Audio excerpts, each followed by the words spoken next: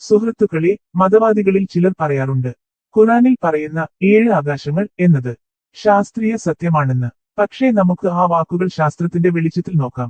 അത് യഥാർത്ഥത്തിൽ ശാസ്ത്രവുമായി പൊരുത്തപ്പെടുന്നുണ്ടോ, അല്ലെങ്കിൽ അത് പഴയ കാലത്തെ ധാരണയുടെ ഭാഷയാണോ? ഖുറാനിൽ പറയുന്ന വാക്ക് ഇങ്ങനെയാണ്: അല്ലാഹു ആകാശങ്ങളെ 7ആയി സൃഷ്ടിച്ചു. ഇത് പല ഭാഗങ്ങളിലും കാണാം. ചിലർ പറയുന്നു അത് ഭൂമിയുടെ വായുപാളികളെയാണ് സൂചിപ്പിക്കുന്നത് എന്ന്. പക്ഷേ ശാസ്ത്രം അങ്ങനെ കാണുന്നില്ല. ശാസ്ത്രം പറയുന്നത് വളരെ വ്യക്തമാണ്. ആകാശം എന്നത് യഥാർത്ഥത്തിൽ ഉള്ളത് ഒന്നുമല്ല. നമ്മൾ കാണുന്ന നീല നിറമുള്ള ആകാശം വായുവിന്റെ സ്വഭാവം കൊണ്ടുള്ള ഒരു തോന്നൽ മാത്രമാണ്. സൂര്യന്റെ വെളിച്ചം ഭൂമിയുടെ വായുവിലൂടെ കടന്നു വരുമ്പോൾ അതിൽ നിന്നുള്ള നീല നിറമുള്ള ഭാഗം കൂടുതലായി തിരിഞ്ഞ് നമ്മുടെ കണ്ണിലേക്കാണ് എത്തുന്നത്. അതുകൊണ്ട് ആകാശം നീല നിറമാണെന്ന് നമുക്ക് തോന്നുന്നു. ഇത് വെറും കണ്ണിന്റെ തോന്നൽ മാത്രമാണ്. വായു ഇല്ലാത്ത ബഹിരാകാശത്തിൽ ആകാശം ഒന്നും കാണാൻ പറ്റില്ല. അവിടെ വെളിച്ചം ഇങ്ങനെ തിരിയുന്നില്ല. അതുകൊണ്ട് ബഹിരാകാശം കറുപ്പ് നിറത്തിലാണ് കാണുന്നത്. ശാസ്ത്രം പറയുന്നത് ഇങ്ങനെയാണ്: ആകാശം മേലോട്ട് വിരിഞ്ഞിരിക്കുന്ന ഒരു പാളിയോ മേൽക്കൂരയോ അല്ല. അത് വെറും തോന്നലാണ്, കണ്ണിൽ കാണുന്ന ഒരു ഭ്രമം. ഭൂമിയെ ചുറ്റിയ വായുവിനെ നോക്കുമ്പോൾ അത് ഒരേ സ്വഭാവമുള്ളതല്ലെന്ന് കാണാം. ഉയരമനുസരിച്ച് വായുവിന്റെ അളവും ചൂടും മാറുന്നു. ശാസ്ത്രം ഇതെല്ലാം കൃത്യമായി അളന്നിട്ടുണ്ട്. താഴെ ഭാഗത്ത് മഴയും കാറ്റും മേഘങ്ങളും ഉണ്ടാകുന്നു. അതിന്റെ മുകളിലാണ് ഓസോൺ ഉള്ള ഭാഗം. അത് ഭൂമിയെ സൂര്യന്റെ കിരണങ്ങളിൽ നിന്ന് സംരക്ഷിക്കുന്നു. അതിന് മുകളിലായി വായു കുറയുകയും ചൂട് മാറുകയും ചെയ്യുന്നു.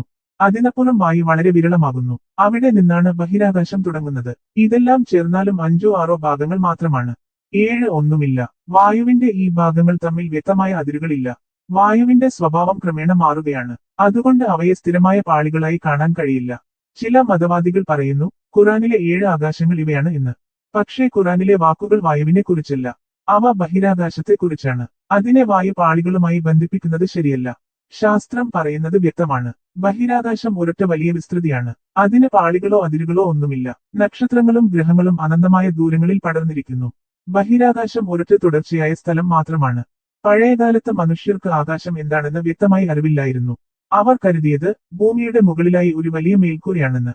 അത് നീല നിറമുള്ള ഒരു ചുറ്റുപാടായി കാണപ്പെടുന്നു എന്നും അവർ വിചാരിച്ചു. സൂര്യനും ചന്ദ്രനും താരങ്ങളും ആ മേൽക്കൂരയിൽ തൂങ്ങി നിൽക്കുകയാണ് എന്നും അവർ വിശ്വസിച്ചിരുന്നു. അതാണ് അവർ ആകാശം എന്നു വിളിച്ചത്. അന്ന് മനുഷ്യർ ലോകത്തെ കണ്ടിരുന്ന രീതിയും അറിവും അങ്ങനെ ആയിരുന്നു. 7 ആകാശങ്ങൾ എന്ന വാക്ക് ആ പഴയ ധാരണയുടെ ഭാഷയാണ്. അതിനെ ശാസ്ത്രസത്യമെന്ന് പറയാൻ കഴിയില്ല.